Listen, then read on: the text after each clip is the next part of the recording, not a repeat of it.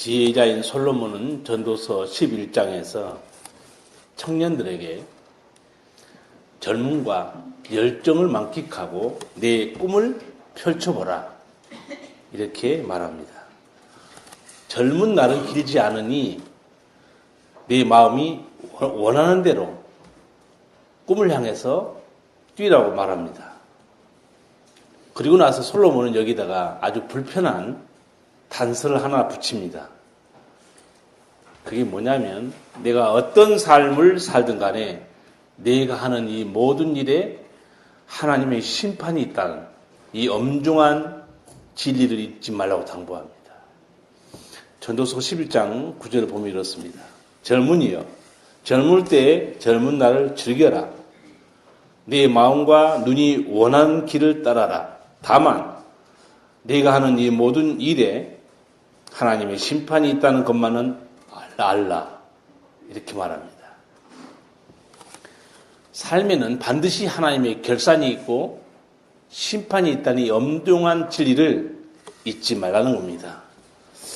제가 이 말씀 보면 병 주고 약 주는 말씀 같아요. 젊은이요. 젊을 때 젊은 날을 즐겨라. 내가 원하는 대로 살라. 이렇게 젊은이들 가슴에 불을 질러놓고 꿈을 펼쳐라. 그렇게 비전을 심어줘 놓고 나중에는 뭐라고 그래요?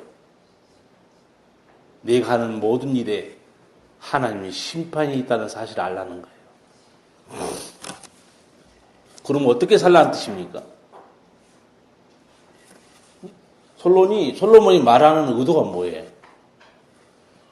그것은 내가 젊은 날에 너 열정과 꿈, 그 다음에 비전, 이 모든 삶이 무엇을 위한 길인가 생각하고 살라는 뜻입니다.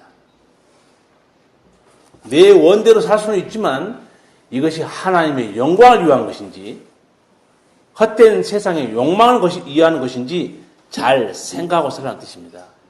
왜? 하나님이 심판하시기 때문에. 그래서 솔로몬이 지혜자입니다. 올해 2015년 여러분 믿음의 결산 한번 해봐야 됩니다. 2015년 하나님이 1년을 주셨는데 다 지나고 이제 한 주 남았어요. 사람은 흔적을 남기는 존재입니다. 마치 눈밭에 발자국을 남기면 계속 남아있는 것처럼 또 그 발자국을 따라갈 수 있는 것처럼 사람도 세월에 발자취를 남길 수밖에 없습니다. 성도들은 신앙의 행로에 거룩한 흔적을 남길 수도 있고 또 부끄러운 흔적을 남길 수도 있습니다. 그런데 그 흔적은 절대 지워지지 않습니다. 어떻게 보면 요한계시록 그 20장에 나온 행위의 책, 하나님이 심판할 때 행위의 책이 펴 있다고 그러는데 그 행위의 책에 올해 1년의 여러분의 삶도 다 아마 기록될 겁니다. 그래서 우리는 심판을 염두에 두고 지혜롭게 살라는 말에 귀를 기울여야 됩니다. 구체적으로 한번 물어볼게요. 내 입술은 무엇을 남긴 것 같습니까? 복음 전하는 입술? 사랑과 위로의 입술이었습니까? 그럼 하나님께 칭찬받을 거예요. 내 발걸음은 뭘 남긴 것 같아요? 예수님의 뒤를 따라가는 발걸음이었으면 하나님께 칭찬받을 거예요. 그러나 죄 짓는 곳에 걸어가는 발자국은 나중에 회개해야 됩니다. 내 삶은 또 어떤 것 같아요? 내 삶을, 내 몸을 거룩한 삶, 제사로 드리라고 그랬죠. 여러분이 하나님이 기뻐하신 산 제사의 삶을 살았다면 주님께 칭찬받을 겁니다. 2015년 올해 하나님께서 우리 교회에 내주신 숙제들이 있었죠. 숙제가 두 가지였습니다. 기억하십니까? 한 가지 숙제는 일주일에 하루는 죽으라는 숙제였습니다. 제가 내준 숙제 아닙니다. 기도 가운데 성령께서 여러분에게 주신 숙제였어요. 갈라디아 2장 20절 말씀. 내가 그리스도와 함께 십자가에 못 박혔나니 이제는 내가 산 것이 아니요 내 속에서 예수님이 살아계시다. 그 말씀을 중심으로 1년 동안 주간 중에 하루를 정해서 여러분 죽으라고 그랬습니다. 내 혈기, 내 고집, 내 의지를 다 십자가에 못 박고 하루는 누가 뭐라고 그래도 정말 죽은 자처럼 주님만 내 속에 역사한 것처럼 그렇게 사는 숙제를 하나님이 내주셨어요. 하나님이 이 숙제를 왜 내주셨는가 한번 생각해 봤어요. 저는 그런 생각이 들었어요. 우리 명옥교회가 크지도 않고 많지도 않아요. 근데 워낙 센 사람들이 많이 모여있으니까 죽으라는 거예요. 워낙 한 성격 한 사람들이 너무 많아가지고 죽어라. 사람이 얼마 안 되는데 거기 센 사람들이 뭉쳐있고 한 성격 한 사람들이 많이 뭉쳐봐요. 교회가 깍두기 됩니다. 그렇지 않겠어요? 저는 수십 년 동안 예수 믿었지만 이런 숙제를 들어본 적도 없고 또 그런 설교를 들은 적도 없어요. 그냥 목사님들이 갈라디아서 2장 20절 그냥 설명만 해주지 우리는 죽어야 됩니다.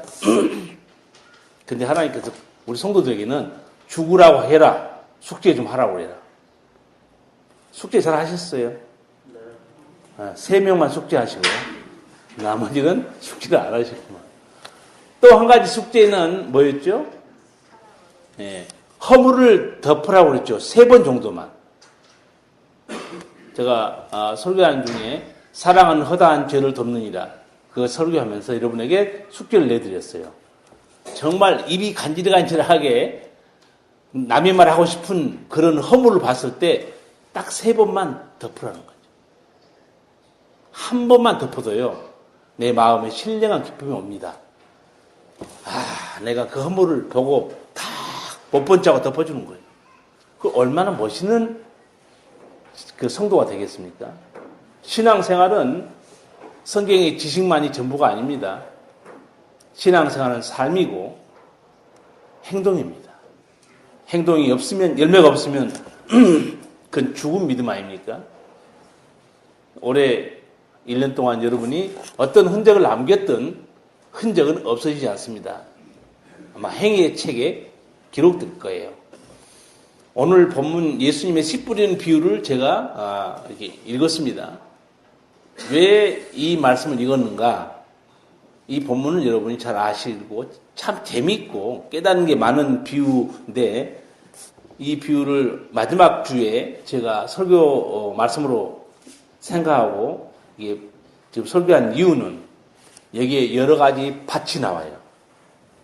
그래서 1년 동안 보면서 내 마음의 밭은 어떠했는가? 또 내 마음의 밭에는 무슨 열매가 맺혔는가? 그걸 함께 성찰하고 그리고 새롭게 깨달아서 새해에는 정말 옥토가 되기를 바라는 마음에서 이 본문을 읽은 겁니다. 첫째, 길가와 같은 마음에 하나님의 말씀이 떨어졌습니다. 그 결과에 대해서 예수님께서 말씀하셨습니다. 12절을 같이 읽겠습니다. 길가에 있다는 것은 말씀을 들은 자니 이에 마귀가 와서 그들로 믿어 구원을 얻지 못하게 하려고 말씀을 그 마음에서 빼앗는 것이요. 아멘. 길가와 같은 마음, 어떤 마음이겠어요? 길가가 땅이 부드럽습니까? 단단합니까? 그렇죠. 그래서 길가와 같은 마음이라는 것은 굳은 마음이에요. 예수님이 천국복음을 전하는데 안 받아들입니다. 무시하는 마음이고 교만한 마음입니다. 그래서 예수님은 이런 사람의 밭을 길가와 같다 그렇게 말합니다. 그런데 한 가지 놀라운 사실은 이 천국복음이 전해질 때 그 사람이 교만하든 무시하든 어떻든 간에 말씀을 안 받아들이면 그것으로 끝나지 않는다는 사실입니다. 말씀을 안 받는 순간에 거기에 마귀의 역사가 있다. 예수님이 알려줍니다. 마귀가 와서 그들로 믿어 구원을 얻지 못하게 하려고 말씀을 그 마음에서 빼앗는 것이요. 그러니까 천국 복음이 증거될 때 우리가 알 수 없는 놀라운 일이 벌어지고 있다는 겁니다. 우리는 눈에 안 보이죠. 여러분 마귀 보입니까? 가끔 하나님이 특별한 일을 위해서 귀신을 하여튼 보이게 역사한 경우도 있어요. 제가 전에 있던 교회에서 애들이 부모한테 얘기하는 거예요. 엄마 우리 집에 귀신이 있어. 근데 아빠 엄마는 어디 있니? 안 보이는 거예요. 근데 애는 있다는 거예요. 여기. 이제 나중에 부모와 집사니까 정신 차리고 하나님께서 우리 가정에 예배를 드리라는가 보다. 하나님의 역사, 주의 도우심을 구하라는 뜻인가 보다 하고 목사님을 모시고 예배를 드렸어요. 그랬더니 애들이 없어졌다는 거예요. 때로 하나님이 어떤 특별한 역사를 일으킬 수 있어요. 그러나 말씀을 들을 때 내가 무시하고 안 받아들일 때 그로 끝나지 않고 거기에 악한 마귀가 역사해서 그 말씀을 마음에서 가져가 버린다. 우리는 모르는 일입니다. 예수님이 설명했기 때문에 깨닫는 거죠.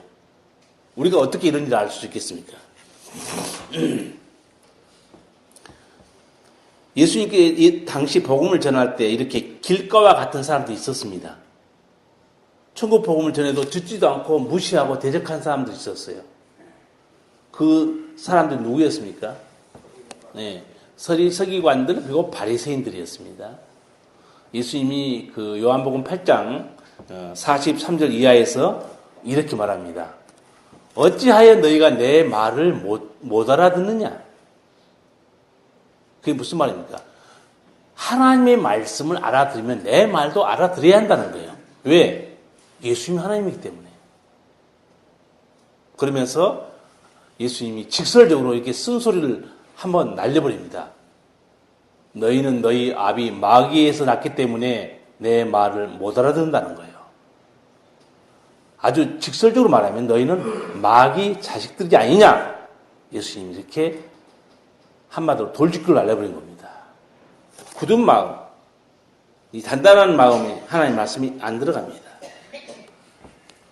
그래서 성도 여러분들이 이렇게 예배 드릴 때 혹은 성경 읽을 때 방송에서 설교 들을 때 하나님의 말씀을 이렇게 잘 받아들이고 마음 문이 열려있는 상태로 있다는 것 정말 복된 성도입니다. 알아야 됩니다. 이 길가에 떨어진 씨앗은 안 믿는 사람에게만 해당되는 말이 아닙니다. 예수 믿어도 이런 일이 벌어집니다. 무슨 말인가? 하나님의 말씀이 우리 속에 이렇게 역사하잖아요. 그러면 시험에 들거나 마음이 불편하거나 귀에 거슬리면 안 들어버립니다. 믿지 않은 사람에게만 역사한 게 아니에요. 예수 믿는 사람일지라도 내 귀에 거슬리거나 시험에 들어있거나 마음이 불편하면 하나님의 말씀 안 들어버립니다.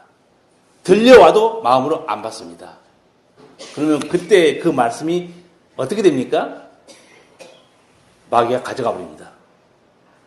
왜 사탄은 이 말씀을 가져갈까요? 마귀는 이 하나님의 말씀에 얼마나 놀라운 능력이 있다는 걸 너무 잘 알고 있어요. 자, 말씀이 우리 안에 역사하면 어떤 일이 벌어집니까? 성령의 역사로 회개의 역사가 일어납니다. 거듭나게 됩니다. 거룩한 열매를 맺습니다. 주의 십자가의 군병으로 일하게 됩니다. 이 말씀의 능력을 알고 있는 사탄이 왜 가만히 있겠습니까? 마음이 굳은 안 믿는 사람뿐만 아니고 예수 믿고 있을지라도 마음이 불편해서 안 받아들이면 이 말씀은 사탄이 뺏어가 버립니다. 이렇게 되면 성도는 은혜의 기회를 놓쳐버립니다. 말씀이 내 속에서 역사할 기회를 놓쳐버린 거예요. 얼마나 안타까운 일입니까? 그래서 성도 여러분은 하나님의 말씀 받을 때는 절대 놓쳐서는 안 됩니다. 무슨 시험거리나 뭐 힘든 일이 있어도 말씀은 반드시 받아 먹어야 됩니다. 그래야 역사가 일어나는 거예요. 이 말씀이 나를 새롭게 해주고 이 말씀이 내게 능력을 주고 이 말씀이 나를 변화시키기 때문에 그렇습니다. 제가 이 설교를 아까 한 이유가 이 길가에 떨어진 씨가 어떻다 그 내용을 풀어주기 위한 것만은 아니라고 그랬어요. 이걸 보고 내 마음 밭이 어떠하냐 돌아보라는 거예요. 그러면 지난 한 해 동안에 나는 하나님의 말씀을 정말 기쁨으로 다 받아들였느냐 아니면 마음에 들면 받아들이고 마음에 안 들면 거부했느냐 그걸 돌아보라는 뜻입니다. 새해에는 내가 하나님 말씀 받을 때 모든 걸 다 내려놓고 저 말씀은 나를 살리는 말씀 내게 능력을 주는 말씀 이렇게 받길 바라서 혹시 내 마음 밭이 지난 1년 동안 길가와 같이 단단해서 혹은 다른 문제로 인해서 말씀을 못 받아들이는가 조사라는 뜻입니다. 두 번째는 바위 같은 마음, 돌짝밭 같은 마음에도 하나님의 말씀이 떨어집니다. 예수님께서 그 결과에 대해서 13절에 말씀했습니다. 같이 읽겠습니다. 바위 위에 있다는 것은 말씀을 들을 때 기쁨으로 받으나 뿌리가 없어 잠깐 믿다가 시험을 받을 때 배반하는 자요. 아멘. 이제 누가복음, 마태복음에는 이 바위 위에 떨어진 씨를 돌짝밭에 떨어진 씨라고 또 이렇게 말합니다. 네, 비슷해요. 이 바위에 무슨 씨가 떨어져 나겠습니까? 그게 무슨 얘기냐면 흙이 얇고 그 밑에 바위가 있다는 뜻입니다. 그러니까 흙이 얇으니까 뿌리를 당연히 못 내리겠죠. 근데 이런 사람은 어떤 유형인가? 말씀을 들을 때 잠시 기쁨으로 받는다는 거예요. 너무 기뻐서 하나님 말씀에 능력이 있구나. 놀랍다. 이 말씀을 붙들어야 되겠다. 근데 이 사람이 조금 믿다가 배반해버립니다. 그래서 제가 이걸 생각해 봤어요. 이 사람이 왜 어떤 말씀을 받았길래 처음에는 이렇게 기뻐하다가 곧 나중에 돌아가 버렸는가? 제 생각은 이렇습니다. 아마 그 성도가 교회에 나왔다가 내게 복 주는 말씀, 나를 형통케 하는 말씀, 나를 지켜주는 이 좋은 말씀만 우선 처음에 들었던 것 같아요. 그러다가 좀 신앙생활 하니까 그런 말씀만 있는 건 아니죠. 회개도 해야 되고 주님을 붙들어야 되고 자기를 부인해야 되고 십자가를 지고 주를 따라야 되고 그러니까 이 사람이 나중에 내가 잘 되려고 예수 믿은 건데 뭐 이렇게 힘든 일이 생기면 나 안 믿어. 그렇게 믿음을 배반하는 사람이 여기 속한다는 거예요. 이런 신앙은 어떤 신앙입니까? 자기 중심적인 신앙이고 기복적인 신앙입니다.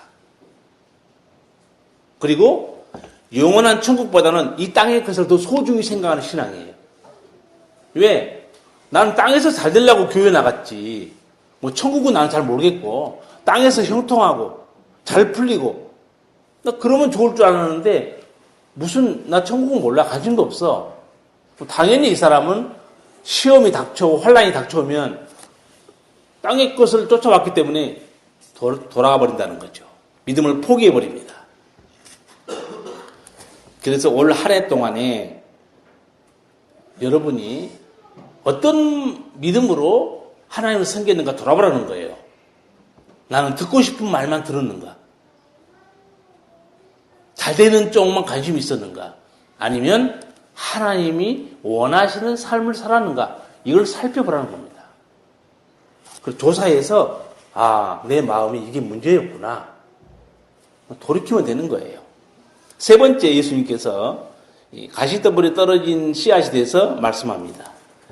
14절을 같이 읽겠습니다. 가시떨기에 떨어졌다는 것은 말씀을 들은 자니 지내는 중 이생의 염려와 재리와 일락의 기운이 막혀 온전히 결실치 못하는 자요. 아멘. 가시떨기에도 거기 씨앗이 떨어졌습니다. 싹이 났어요. 그런데 자라는데 가시가 기운을 막아버립니다. 이 가시를 예수님이 세 가지로 설명하죠. 뭐였죠? 하나는 이생의 염려, 재물, 또 하나는 일락, 세상의 즐거움입니다. 첫 번째, 이생의 염려 때문에 그 신앙이 안 커버린다는 거예요. 무슨 얘기인가? 교회 나옵니다. 예수님 말씀 들어요. 근데 관심은 항상 세상에 있는 거예요. 한 발은 하나님 쪽에, 한 발은 세상에 빠져있기 때문에 말씀을 듣는데 집중하지 못한 신앙입니다. 말씀을 사모해야 되는데, 이 말씀은 신령한 젖이잖아요. 젖을 먹어야 돼요, 애가. 젖을 먹어야 크는데, 말씀을 듣는데 점점 마음을 세상까지 뺏기고 있어요. 이 사람은 우선순위가 잘못되어 있어요.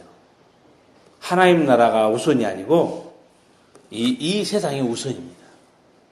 거기에 때문에 자기 신앙이 점점 뺏기는 거예요. 신앙생활하고 밥 먹는 거하고 똑같습니다. 아무리 건강해도요, 10일만 금식해 보세요. 쓰러집니다. 10일은 고사하고 3일만 금식해도 쓰러져요. 우리도 정말 은혜로운 말씀, 성령께서 역사하는 말씀을 듣잖아요. 그 말씀을 계속 듣는 성도는 믿음이 강건해집니다. 은혜가 넘치는 거예요. 힘이 넘칩니다. 그런데 세상 즐거움 때문에, 재물 때문에, 세상살이 때문에 마음을 뺏기고 있어요. 말씀을 못 듣고 있어요. 점점 말씀이 멀어집니다. 당연히 그 씨는 크다가 말라 죽을 수밖에 없어요. 재물에 지나친 집착 때문에 말씀을 먹지 못하면 믿음이 못 자랍니다. 성경에 이런 사람 있죠. 영생을 얻고 싶어서 예수님이 나온 사람이 있습니다. 그 부자 청년이었죠. 영생을 얻고 싶어서 예수님께 나왔는데 재물 때문에 영생을 잃어버렸어요. 예수님이 너 돈이 재물이 많은데 그걸 팔아서 가난한 사람한테 주고 나를 쫓으라. 재물이 많아서 근심하면 돌아가 버렸다고 그랬어요. 영생을 얻으러 왔다가 돈 때문에 결국은 영생을 놓쳐버린 거죠. 그때 예수님께서 제자들에게 하신 말씀이 있죠. 부자가 천국에 들어가기 심히 어려운데 낙타가 바늘귀로 들어간 만큼 어렵다. 어떻게 보면 예수님도 아주 엄청 과장 뻥이에요. 어떻게? 낙타가 바늘귀 진짜 뻥같이 들리는 말씀인데 그만큼 말이 안 된다는 거죠, 예수님. 근데 그럼 부자라고 해서 다 천국에 못 들어가느냐? 성경에 부자 또 한 명 나옵니다. 누가복음 19장 보면 그 삭개오라는 세무서장이 나와요. 그래서 돈 많은 사람이라고 했어요. 그런데 예수님이 그 삭개오 집에 하룻밤 주무시죠.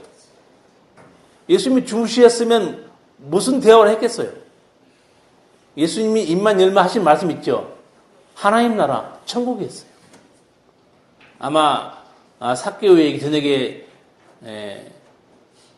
주무시기 전에 식사하고 하면서 대화를 많이 했겠죠. 삭개오야, 이 세상이 전부가 아니고 세상을 떠나면 천국이 있다. 설명해 줬겠어요. 그 다음에 너 이거 돈 많은데 너 이거 가지고 있어봤자 너 천국에 가면 이거 못 가져간다. 천국에 가져가려면 하늘에 보화를 쌓아놔야 된다. 아마 설교를 했을 거예요. 삭개오가 은혜를 받습니다. 결국 어떻게 결심합니까? 재산의 절반을 내가 가난한 사람한테 주겠습니다. 엄청난 변화입니다. 남의 거 훔친 거 있으면 4배나 내가 갚아주겠습니다. 원래는 훔치면 얼마를 더해서 갚으라고 그랬죠? 원래 5분의 1만 더하면 됩니다.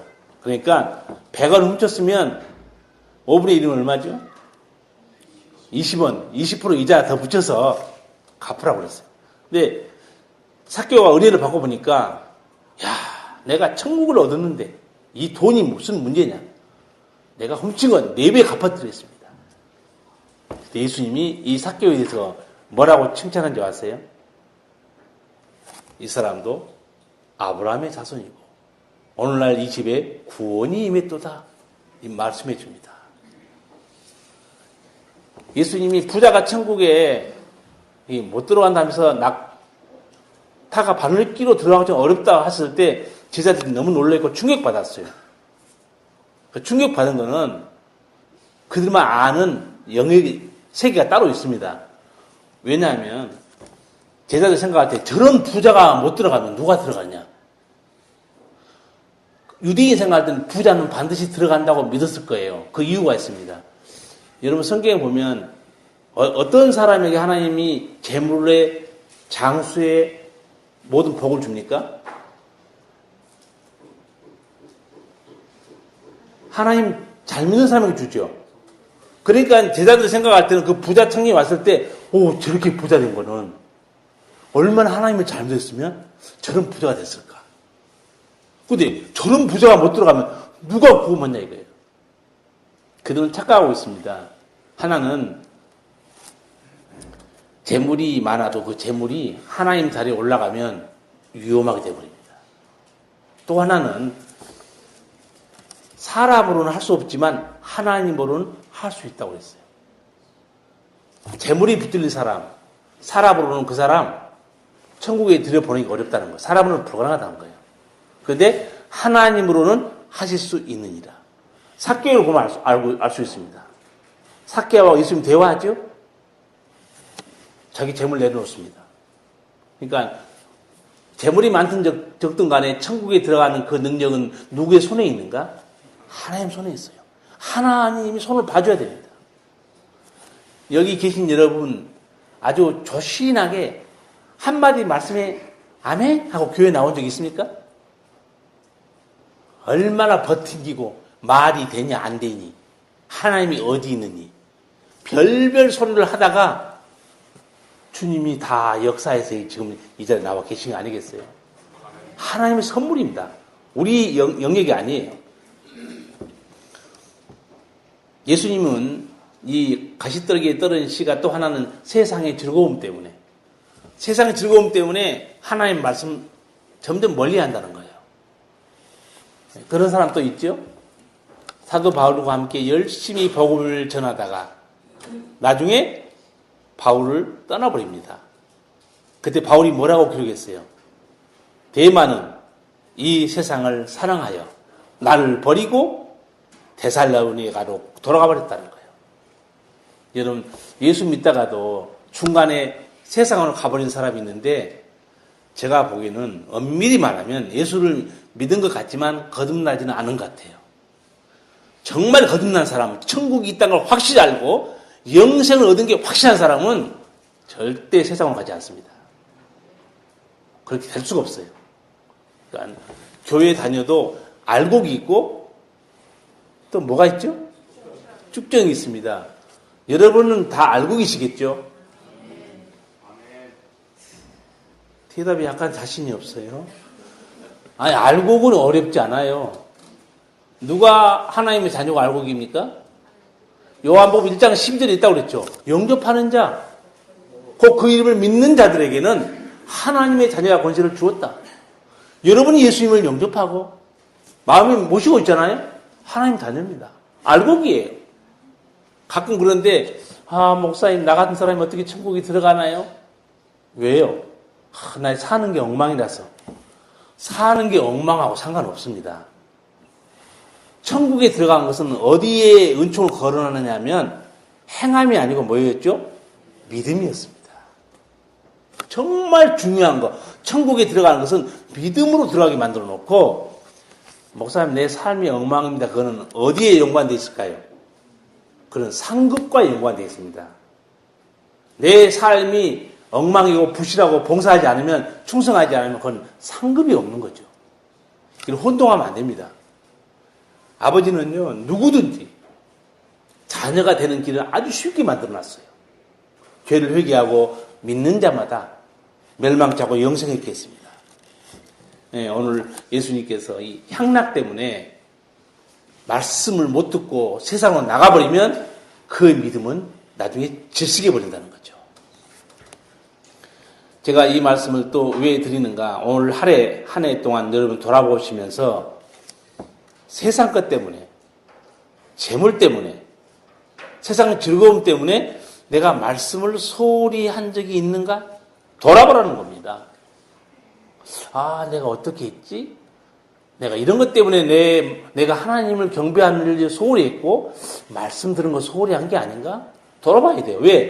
예수님은 여기까지 길가와 같은 사람, 돌짝밭에 떨어진 씨앗 같은 사람, 가시덤불에 떨어진 씨앗 같은 사람은 결국은 결실하지 못했다고 그랬어요.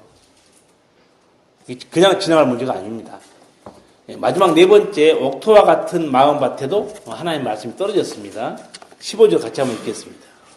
좋은 땅에 있다는 것은 착하고 좋은 마음으로 말씀을 듣고 지키어 인내로 결실하는 자니라. 아멘. 여기서 착하고 좋은 마음이 있어요. 뭐가 착하고 좋은 마음인가? 첫째, 말씀을 듣는 사람이에요. 두 번째는 말씀을 지키는 사람입니다. 그리고 그 말씀과 함께 끝까지 인내한 사람이에요. 아까 우리가 길가에 떨어진 사람은 말씀을 듣습니까? 안 듣습니까? 아예 안 받아들여버립니다. 돌짝밭에 떨어진 씨앗, 말씀을 지켜야 되는데 떠나버렸죠. 가시덤불에 떨어진 씨도 말씀이 떨어졌는데 인내하지 못하고 세상 것 때문에 무너져버립니다. 그런데 이 좋은 밭, 옥토에는 떨어진 씨앗 같은 사람은 말씀을 잘 받아들이고 말씀을 품고 있고 두 번째 그 말씀을 지킵니다. 그리고 끝까지 인내합니다. 여러분, 인내하지 못한 사람은 어느 영역이나 좋은 결말이 없습니다. 반드시 이 인내만이 결말을 우리에게 좋은 결말을 주지 않습니까? 앞서 말씀드린 대로 여러분 이 비유를 돌아보면서 내 마음밭을 보라는 거예요. 그래서 때로 이렇게 굳은 마음이 있었던 사람은 내가 이것이 문제였구나. 여러분 돌이키면 됩니다.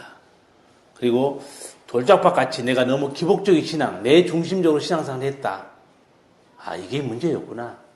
여러분도 사실 돌아보면 됩니다. 옥토와 같은 이 마음밭에 떨어진 씨는 모든 것을 말씀의 능력으로 이겨서 30배, 60배, 100배의 결실에 이릅니다. 그러니까 이 말씀이 떨어지지만 다 결과가 다르죠. 길가와 같은 사람은 아무것도 없고 돌짝밭도 아무것도 못 얻었고 가시덤불도 말라버렸고 옥토에 떨어진 사람만 그 사람만 결실했어요. 근데 그 결실했는데 왜 결실했는가? 바로 말씀의 능력이었습니다. 끝까지 말씀을 듣고 사는 그 순간에 말씀이 그 사람을 거룩하게 지키고 새롭게 만들어준 거예요. 우리 성도들도 농사지는 사람 많습니다. 옥수도 심고 감자도 심고 고추도 심습니다. 저도 이 뒤에 텃밭에 몇 년 동안 한 7개 심었어요. 청양고추 5개, 그냥 고추 5개, 10개 하고 토마토, 오이 이런 거 심었는데 이번에 올해는 하기 게을러가지고 하기 싫어가지고 놔둬버리니까 우리 집사님이 와서 몇 개 심어놓고 갔어요. 이제 고추가 자랍니다.